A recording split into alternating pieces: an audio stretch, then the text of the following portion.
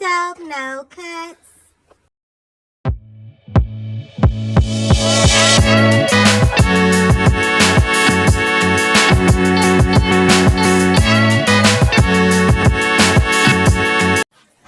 Hey yo, y'all know me. Back with some more tea in the Clubhouse streets, making my rounds as usual. So I end up pulling up over to the 100 ENT house. It looks like Kevin Gates and Wack 100 in there talking one-on-one. You know what I'm saying? Got like a little slight interview, 100 ENT. They asking questions, and it's some pretty good content. The content, definitely content. I was surprised to kind of see him in the hallway. I guess I missed that announcement. But you know what? We caught it. So we gonna go ahead and hop into the audio for that exclusive content. You already know. Make sure you subscribe to the channel and tap the bell. Alright gang, let's get to it.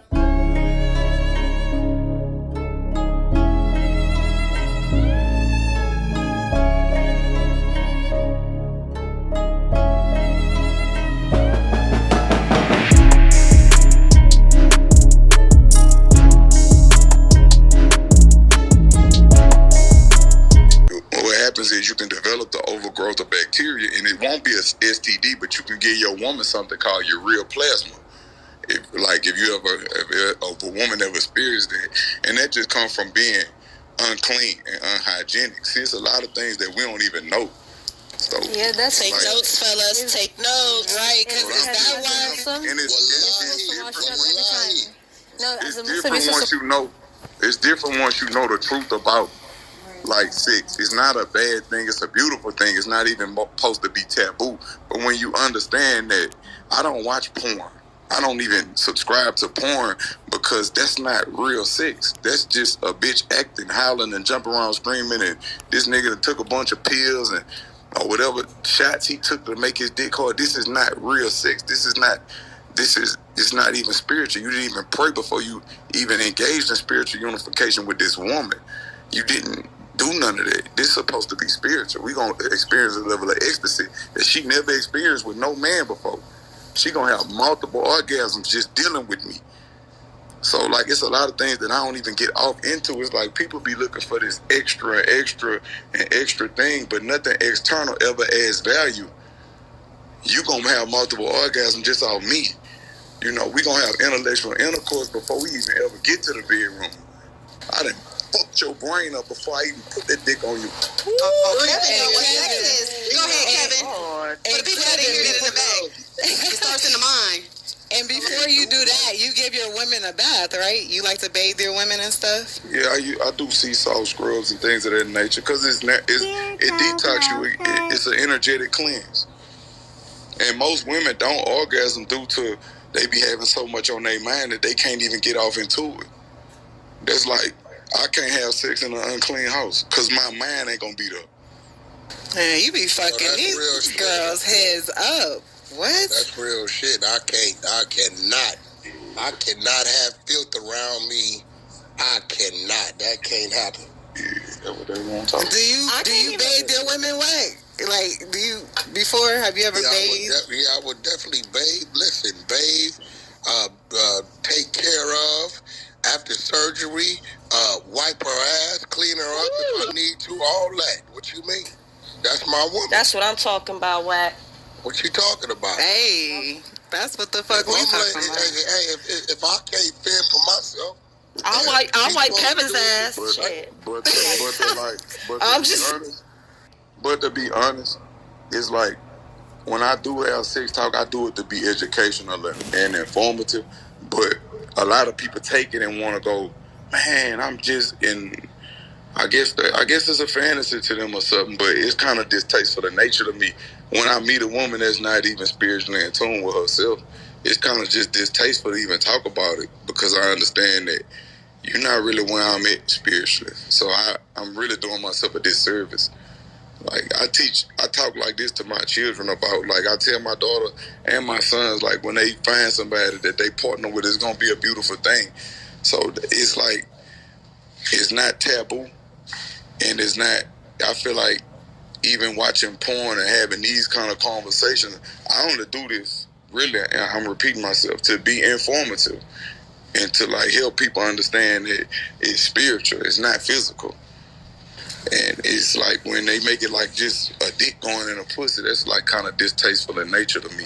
I really don't even like talking about that shit, to be honest with you. I agree. I feel that. I feel that big time. I wanted to ask you real quick, just while we're talking about spirituality. Yo, do not drop the trenches, PTR. Do not drop the trenches. Go ahead. Yeah, so this is Danny. I wanted to ask you, what moment do you feel like it was in your life that connected you the most with your spirituality, since that's a big part of your life? My solitude, being in tune with myself. So do you think that there's a such thing, because there was something going around on our stages where, you know, people said that there was good pussy, some people said that there's no such thing because of the mental connection? With all due respect, I think I clarified everything. I just don't. He already said he don't want to hear no sex. Oh, okay. It's just because it's not being received. It's not intellectually being received and reciprocated in its proper manner.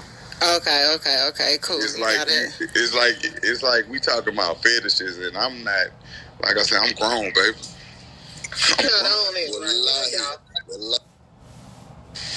Hey, what's up? So Kevin, what are your views on like marriage then? Like, what are your what do you look for like in a woman? Since so we can get off that subject. What do you look for in a woman? Marriage is winning. Oh. Marriage is winning. I ain't never heard no man. Can you elaborate? That's winning. Like, being married to a woman and being able to pray 5 times a day with your woman and your children, that's winning. There's nothing more intimate than going in front of your creator and praying with your woman. There's nothing more intimate than that. Gates, what's up, Dick? What's up, baby? Hey, man, I want to tell a little quick story right quick. I don't want to be long-winded, man, but look, this is how I met you, right? We was in the flesh. You was banging out verses. This is around when you first came home, around when Make 'em Believe came out. You remember when life was so simple back then? You were just banging out verses left and right? Oh, yes, sir. So you was in the flesh in the studio, right? And I was like, I need a verse from you real quick. And you was like, you gave me the price. You know what I'm saying? I said, you said, you serious, big brother? You said, look, meet me in the wreck. Meet me in Baton Rouge. Follow me to Baton Rouge. So look, we shot out to Baton Rouge. We went to the studio over Florida over there. By Gus over there. You said, when I got to the studio, you bowed down to my feet. I say, man, what the hell this dude doing? You say, big brother, I just want to apologize to you because I'm gonna keep it real. I gotta be honest with you and look in your face. When I told you what I told you in Lafayette, I thought you was I thought you was a bullshit. I didn't think you was gonna show up. So long story short, you banged out the verse, right? But one thing that stood out to me when I pulled up to that studio was that you was pissed how I just walked in that motherfucker. So even back then, you was on some militant shit. And you was on some shit like you ain't want no fraudulent activity, no weird-ass activity, that the entourage shit. So seeing how the kids getting all these Ricos and shit today, what was that red flag that made you, because you been trimmed that fat. Now, even Wack just brought it up, you riding solo now, you always dolo. What was that red flag that made you trim that fat? Because at that time, you had a couple people around, you was still rolling kind of deep. Shit, I come up under that. I'm gonna be honest with you, I come up under a real syndicate. I grew up in a syndicate. From watching my grandfather to watching all the people in front of me do their thing. And I always noticed that large organizations, they always fall. See, he didn't watch the whole movie. I keep telling these Negroes, do y'all leave in the middle of the movie? Shit. Always turn up the same way. I'm just kind of scared of big organizations. They kind of scare me a little bit because it's like, pull game in the goo. I've been sending him invites, but he not accepting. Okay, then keep. I done seen so many people that they make deals behind closed doors. Behind closed doors, they don't stand on principle. They don't stand on morals and principles. We do not sacrifice the lives of others for our own self-preservation. And it ain't too many people that's really living by that code no more. So I'm real careful about who I have around me and what I let people see. That's okay, so let me ask you a question, man. When it's time to work with another artist, right? Yeah. Can you give me the name of one of those artists? Because I see you get out in the booth, and it's crazy because, you know, with me, my real experience of a motherfucker rapping in these booths is the game. These young niggas stress me out. They be in there 18 hours and get 4 bars and shit crazy to me. I go in with Chuck, you know, that nigga in there, we banging out 5-6 songs a night. What artist, right, has put you on your toes when it comes time for you to do a song with them or work with them to where you know, nigga, okay, I know I got to bring it because I know that energy is there, if any. Who just used to make me just go hard? Yeah. I'll say Mozzie. Not the one from not the one that's still living, but my brother, the one that's dead. R.I.P. to Mozzie. R.I.P. Mozzie. R.I.P. to Kate. Gotcha. Anybody else? Yeah, hey Kevin, do you have any Hold on, Killer. Anybody else? You didn't work with a few people. Oh, my bad. That just made me better. That made you tie them boots up and say, okay. No, because I was never. I never went in there with it like I was competing. It was like we about to kill a song together. So it was never like I'm battle rapping nobody. Gotcha. I'm against you. I never had that mindset. I'm like, man, we about to go in there and cook that dope up. That just always been my thing. You know who the last person I saw and it shocked the fuck out of me, which I don't know why it did, when Game was putting together Drillmatic, was motherfucking Beans. Man, him and Beans was doing this song. He still ain't released it. But the energy was so authentic because they respect each other so much. But you could tell when every time one of them went in that booth to lay their shit right, they wasn't coming at each other, but they was delivering on a level that was greater than the last verse. And I felt that shit. I said, yeah, them two niggas complimenting each other on that song. You know what I'm saying? Yeah. I mean, man sharp a man is iron sharp an iron. No, that's real. That's real. Who's some of your favorite producers that you work with? My favorite producers? Yep. Oh, man, somebody, I don't want nobody to be mad at me. Anybody who I ever worked with. I ain't saying, hey, your favorites. His names I can't remember, but me and Cash Money AP got a great rapport. Me and DJ Chose, DJ Young Styles out of Arkansas, Grizz, Go Grizz. I had the opportunity to work with ATL Jacob before. Man, I hope I ain't forgetting nobody. Oh my God, don't be mad at me, y'all, if y'all listening, bro. My brain ain't working today. My elevator don't go all the way up. Wack, why you put me? Oh, that nigga Wack put that snub on 38 hours. No, listen. Wack put me in a jam. No, listen. First of all, nigga, you got a lot of music and did a lot of music. You know, I just was wondering, you know, who was one of those, you know, who was a few of them producers, man, that you got excited about working with. You know what I mean? I got an opportunity to work with Go Grizz and on his Kaza album that I just had released. I got an opportunity to work with. I had DJ Chose, Go Grizz, and London J in the studio at the same time. We locked in, and we stayed in that bitch all night. So that was beautiful. I'm trying to see when you say producers though, like. You don't know, Cutz. Oh man, I got to work with Krishan. You know, they got the Game down there. Pull him up. I'm listening to you. They got the dude. His name Krishan, and he got another artist that make beats named YB. He from Virginia, and I like what they made the Bad for Me song. Gotcha. Yeah, they made that when I was on there. My plug, daughter. Guess we fell in love when we first met. Told me they gonna kill me if I ever make her upset. You know the one that you had without we ain't gonna get off into that, but Yeah.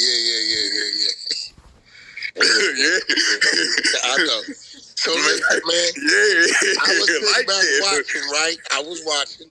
Yeah, yes, sir. I noticed one of them young boys, y'all was close, and then y'all got a little separated. But when I talked to you about him, you told me one day that's gonna be good again because you think he great. Like y'all ups and downs. Is that something that you got an understanding with, or is that something that one day you feel y'all gonna work together again, or is it just it'll never happen, or what's your feelings about that relationship?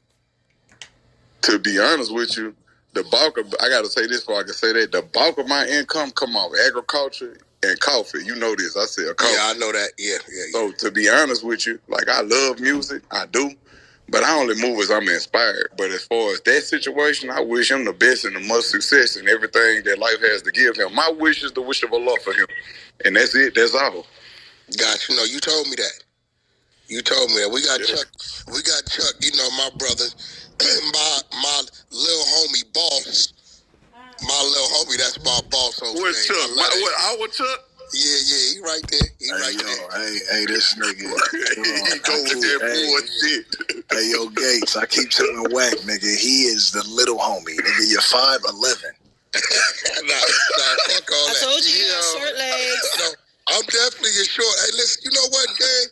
Why I ain't got a problem saying you my boss, but why you got a problem saying, your tall ass, I am the big homie? Cause you got it backwards. The thing is, I don't gotta be your boss. You are a boss. I don't want to be the boss. Nigga, there's too many eyes on the boss. Gates will tell you that. I'm chilling, man. I'm about to wait. I'm about to wait. You know what I'm saying? I'm about to wait. Hey, Elon running around. You know, everybody know Elon Musk, but the dude under him, what's his name? Exactly. Bro, that's real shit. Mm-hmm. Right about. I'm chilling.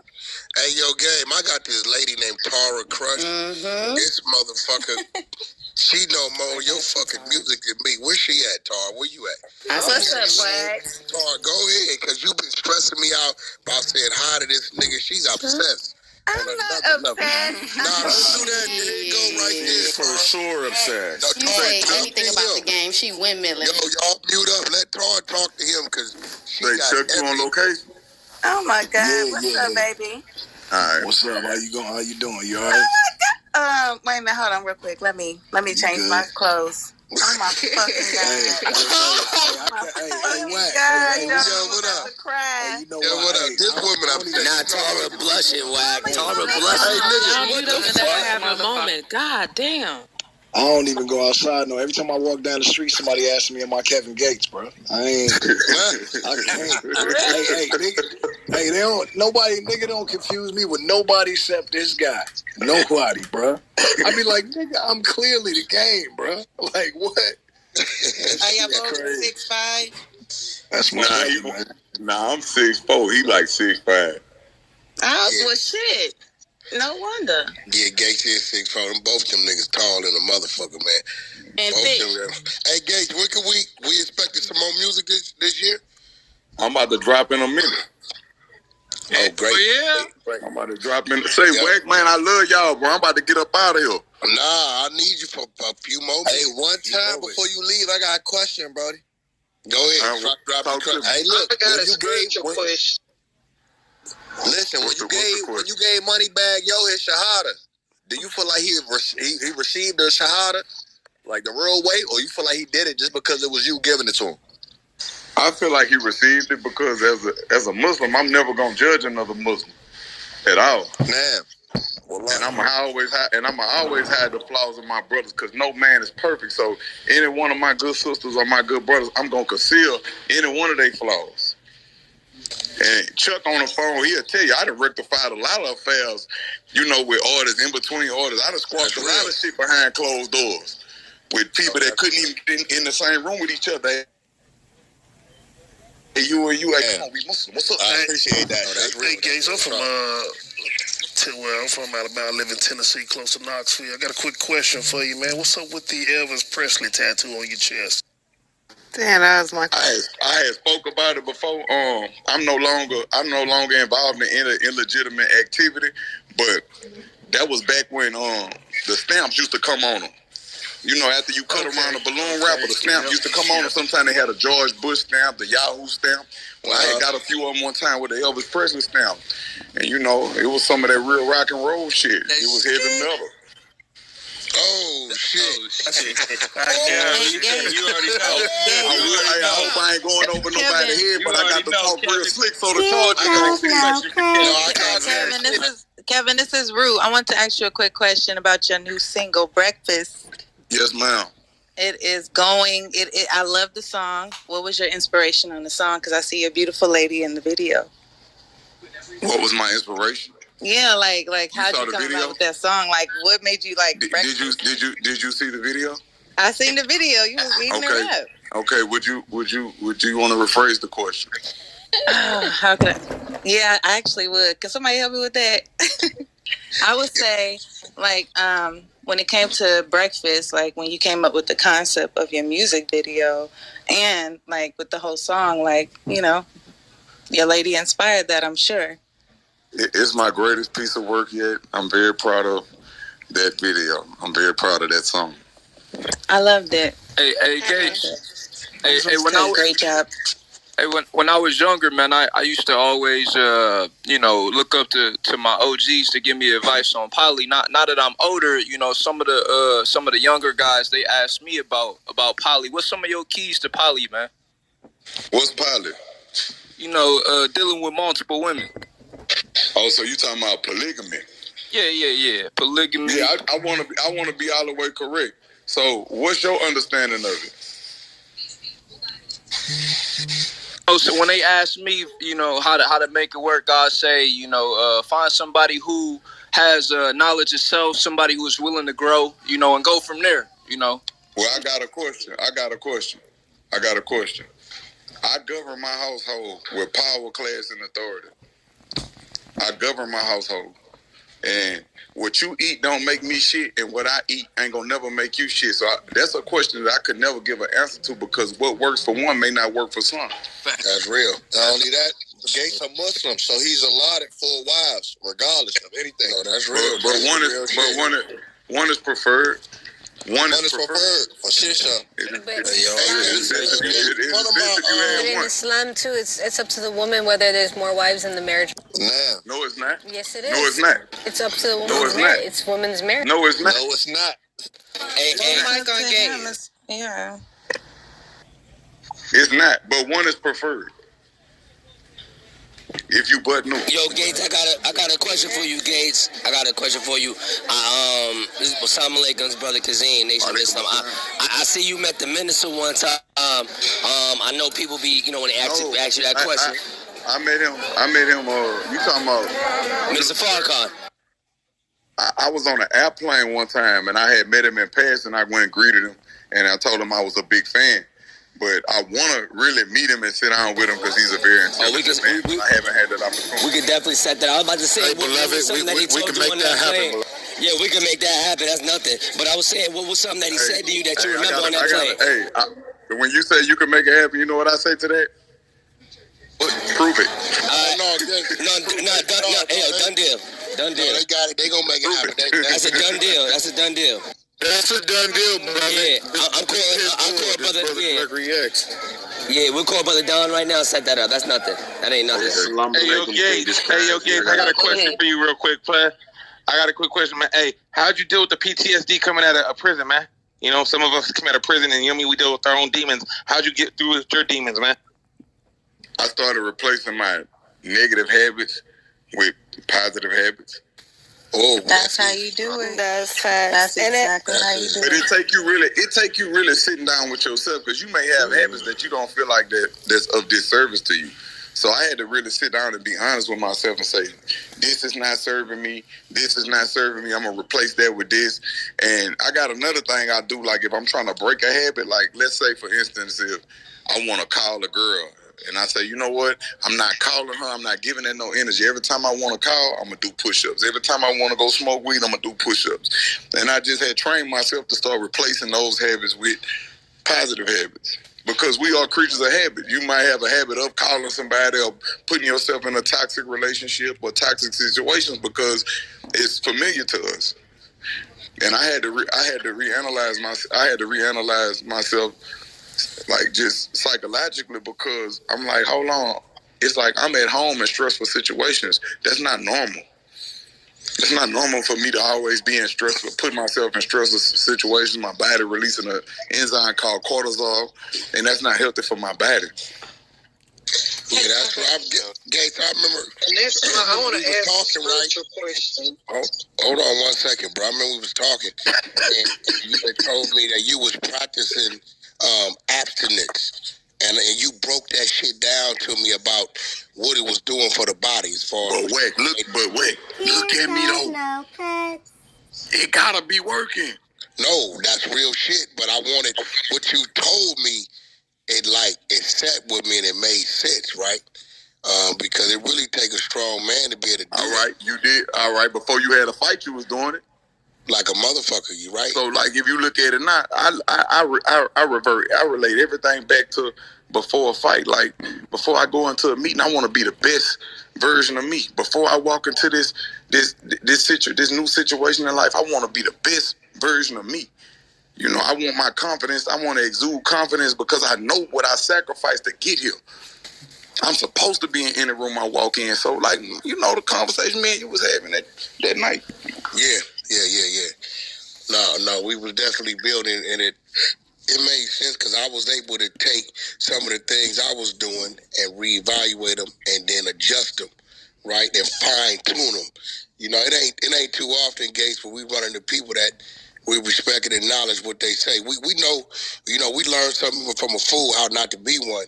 But you know, when people start getting, I learned something too that night. I can't wait to get my contract for my so we can go start our negotiation phase because my people ready right now with these things. I already gave you my word, so I can't run from that.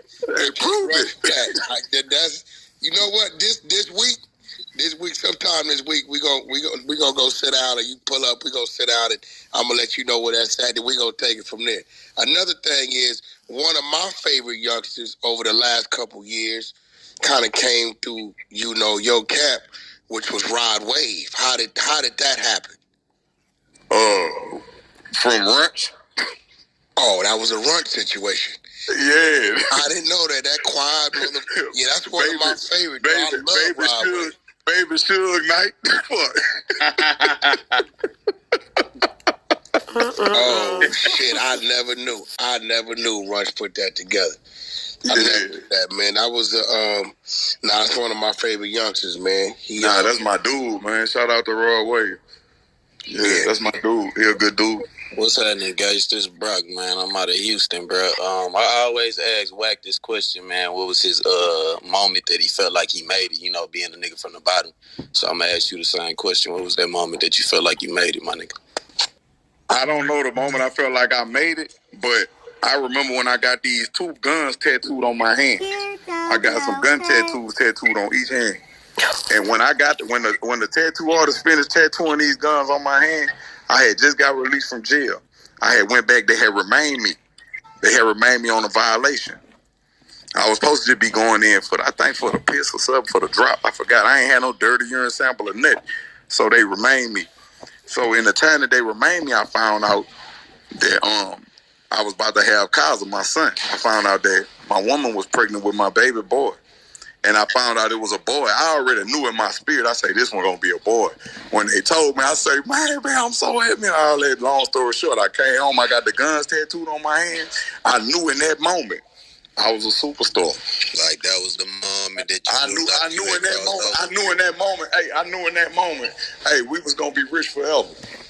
Because I always ask, like, what was the moment niggas shed them thug tears? You know, you just sit back and you look, you like, damn, I really did this shit. Like, you know what I'm saying? I think Wack said, what you said? I still have them moments every time I reach a greater level of success. Yeah. I'm talking about tears of joy. Right. And this is my first time, like Wack will tell you, and Chuck will tell you too, I don't hang up no plaques. But I got another spot. I just had got a new spot. And I just started hanging up all my plaques, like from everything I touched that went platinum by the grace of God and God alone. Everything that went platinum. So I still had them moments, like, say when I go to the gym and then I pull back up to my crib, I be like, damn, like, alhamdulillah, like, I'm blessed. Like, that's it. I'm blessed. Hey, respect, brother. Respect. Hey, Kevin. Hey, salam alaikum. Hey, Kevin, I want to ask you a question. It's Nadi. I just wanted to know, when you're praying for something, do you fast to get close to God? Say it again. When you're praying for something, is it true that you fast to get closer to God? When I'm praying or when I want something? Uh-huh. When I want something, like, it depends on, if I need a situation to move quick, I ain't gonna eat nothing. Right. However many days it take, I'm not gonna eat. I'm just gonna drink liquids, fluids, and I'm gonna really pray. And I need this to happen quick. That's what my uncle do. He's a pastor in Puerto Rico, and every time there's something crazy going on, or if he's like Puerto Rico gangland, so that's what he does. He'll fast. He's like, for 21 days, yo tengo que hacer esto. I gotta do this because the people, you know what I'm saying? So I feel you on that. I also have 2 questions for you. Do you have like any pre-show rituals that you do? And also, what song was the most difficult one that you've ever written? Like one song that you're like, damn, man, that shit right there. I'm gonna be honest. Mm-hmm. It's so crazy. Pre-show, I go into this meditation to where I slow my breathing down, and it's like where you inhale for 4 seconds and you exhale for 8 seconds, and you allow your brain to enter something called theta. The theta state. I do this to calm myself down before I go on stage because I'm nervous every time. And that nervousness comes from, I love what I do and I care. And I always want to deliver the best show ever to the people that's watching. I want to be a blessing to the people that have been a blessing to me. And then the second question, the hardest song for me to ever do was Super General. Because that's for everybody that ever suffered in silence. I mean, Super General, that thing. Shout out to you, man. Hey, one mic on Pitbull real quick, because Pitbull was trying to ask a question. Well, I'm about to say me too. Next is Kazi. I'm about to say Kazi had a question. Thank you, Kevin. I appreciate you. That wasn't me. Hey, it was probably me. Hey, Gates, you say it take more courage to be vulnerable than it takes to be a tough guy. You can elaborate on that for me? Because you ain't about to go on a big yard and be crying and all that in front of a bunch of men. You gonna keep a hard exterior no matter what you got going on. You gonna suck it up and stick your chest out when you walk this yard. Like Beanie Siegel said, I walk the till with no tissue ever fall. I'm forever hard. Give me whatever charge. I walk whatever yard. Yes. So we taught as men to be that way. But it is times when you get by yourself and you can display vulnerability because we taught just to be hard all the time, but we never really get in tune with how we feel. And if you never get in tune with how something made you feel, you can't have emotional intelligence. Because I want to respond to a situation. I don't want to get all in my feelings and go crazy and react. I want to be able to respond. I want to be fundamentally sound. So I had to go through whatever I go. If I had to go in my man cave and cry, whatever I got to do to release this trauma, this pain I'm going through off me, and then I can ask myself, why do I feel like that? What made me feel like that? What triggered that? Is it something from my past that triggered this? That's emotional intelligence. So I gotta have emotional intelligence with everything I'm going through. I gotta be emotionally bulletproof because I know I'm dealing with people that say things to just get a rise out you. I got to be emotionally bulletproof if somebody tell me something like, man, that's why your brother, I ain't talking about my dead people, but I got to understand you just projecting. You not serious right now. You trying to trick me out my position. Yeah, so I got to be emotionally intelligent with you. That's real shit. So Kevin Gates, I have a question. Real quick. Hold on. We had another question. It was from Kazi, and then I hear you Indigo. So go ahead, Kazi. What was your question? Assalamu alaikum. I was going to ask you if there's any new artists out that you want to work with that you ain't worked with yet? And I was going to ask you how it was working with Rennie Rucci. Rennie, she Muslim, so shout out to her forever. Is she for real? Yeah, she Muslim. My wish I for ain't her know is that. wish of Allah. But I interviewed her once. I ain't know she was Muslim though. Yeah, she Muslim, and that's our sister. But as far as any new artists, I'm in a lane like this. Anything that come to me that's in alignment with my purpose, because I live a purpose-driven life now. And when you're purpose-driven, you develop riches. When you pleasure-driven, you develop addictions. So it ain't about what I like. It's about what's in alignment with my purpose. If it's in alignment with my purpose, I'm willing to work. If not, fuck it. I love your energy. Your energy is so good. That's real. Say what? We got Indigo. My contract, bro. My energy ain't gonna be this good tomorrow, bro. Yeah, I got one after Indigo. I need my proposal, bro. What's happening? I ain't worried about none of that. I got it. I ain't worried about none of that kind of real street shit. Hold on, no, hey. And then people is telling me that's gonna be a green over that water. So I'm gonna have something for you. All right. Yep.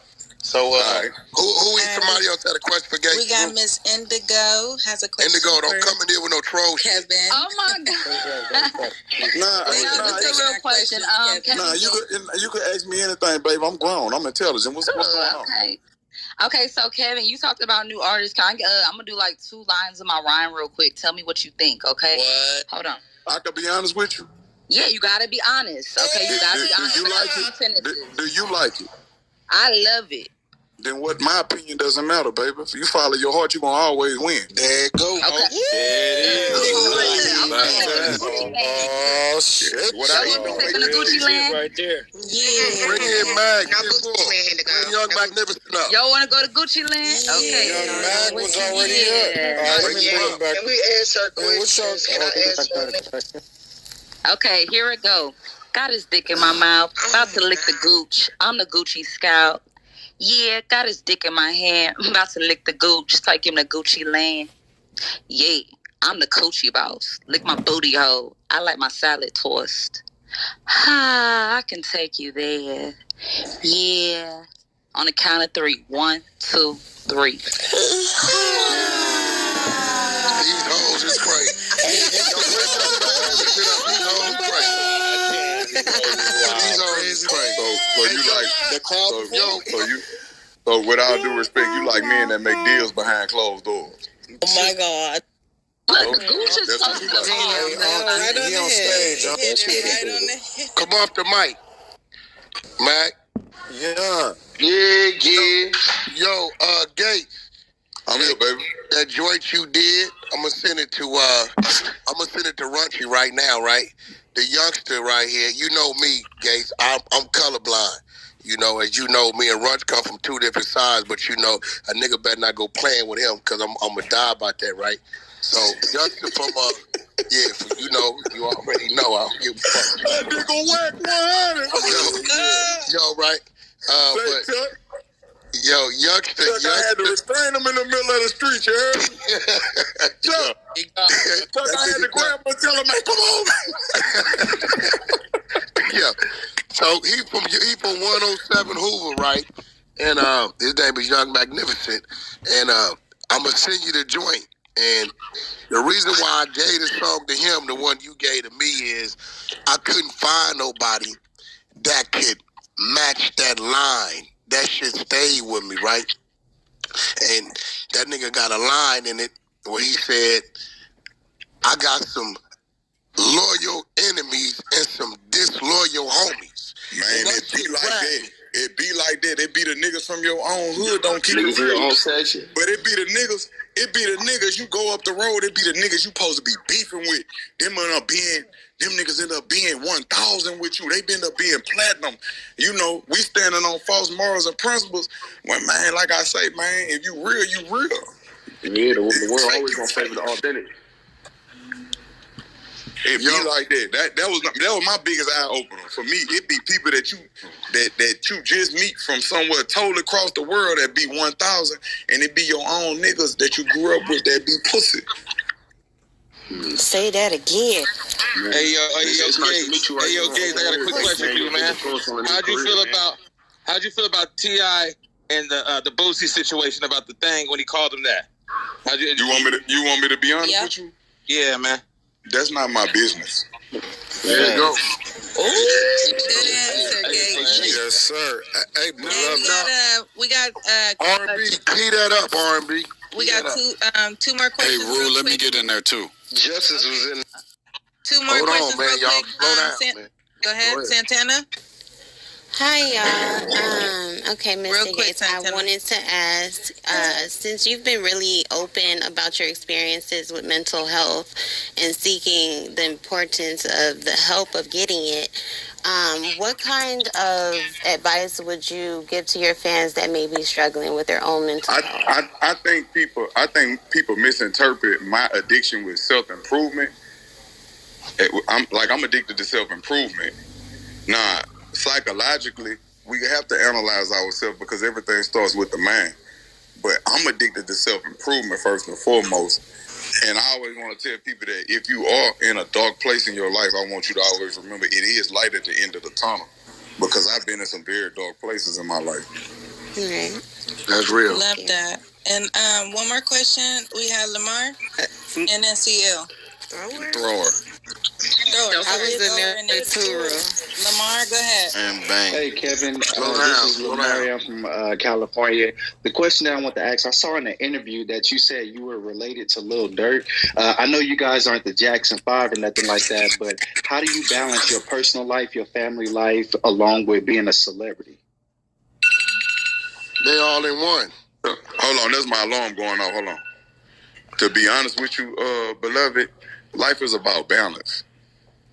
You just answered the question. It's about balance. Yeah, they all in one. That's just everything in your life. It's about balance. That's real. They all in one. I think a lot of y'all don't understand us, especially cats like Gates and Game and shit like that. When you mention celebrity, right? Right, that's a title that they gave them. That don't. They didn't get that for themselves. Say, bro, why you was on here telling the people? We'll talk off air. Oh, now the cat got your tongue? Huh? Why you was? Hey, nah, I'm gonna get in your face. The cat got your tongue, Gates? Nah, that ain't. It ain't that. What's up? What's up? You was on here telling them people. This was something about me, but we'll when I. What I say? Come on. I want to hear. No. It's on 100. No. Nah. Only right, you gotta ask it. Hold on. This is different shit. I'm gonna just get in your face when I see you. This ain't nothing like this. Oh, man. Because everybody's business ain't nobody's business. That's my partner. He's serious to the motherfucker too. Nah, everybody, because you was on that bitch like Kevin Gates. He really, I say, damn, Uncle threw me under the bus on that bitch like this. Nigga, you really are who the fuck you are. That's just like me. I'm trying to clean my image up. What you tell me? Listen. Your image is impeccable. Disrespectful. I don't. You the perfect balance when it comes to hustlers, street nigga, a businessman, family man, father. Like, you the perfect balance. I don't know what else you trying to clean up. Yeah, a lot of people don't know that, Wack was real, instrumental and, helping me explore other avenues, you know what I'm saying? That's my dude. I love him to death. Yo, R&B, you got that keyed up? I do. Go press play for Gates, cause he ain't never heard this young man. Look, just send it to the phone. You heard my alarm go off. I You saved got it for you. I got the. All right, listen, it is 620. You gave me the 620. Watch this here. Hey, hold on, watch this here. Where I'm supposed to be leaving to? Where I'm supposed to be going? Panama. I'm supposed to be going to Third World Panama. But how long you gonna wait? You know what, bro? You told me next time you was going that way, you was gonna let me know so I could drop in. I know, but I just had to. You know what I'm saying? How long you gonna be over there? Yeah, I ain't know nothing. No, how long you gonna be over there? I'm probably about 2-3 day trip. Come right back. All right, let me know. Let me know when you come back. That's what I've been trying to get off this bitch. You know what I'm saying? Okay, listen to that joint. I definitely want to shoot one of that, listen to that, build on that, and then when you come back, I want you. Then, hey, when you get it, you know that one, not the one on here that look like me, but that other one that look like me. When he get in your face, man, get him to put you on game. Yeah. No, I got you. I'm really, yeah. I got you. Okay, I got you. We on. Look, I appreciate you stopping through. All love. Have a safe trip. If you need me, you'd already know. I'm going to call and text away. When you get back, we sit down. I want to go over the diaper shit because I gave you my word. I'm going to make sure you part of that. And then I want you to meet Young Magnificent. Yeah, everybody on here, I love y'all. I appreciate y'all. Love you.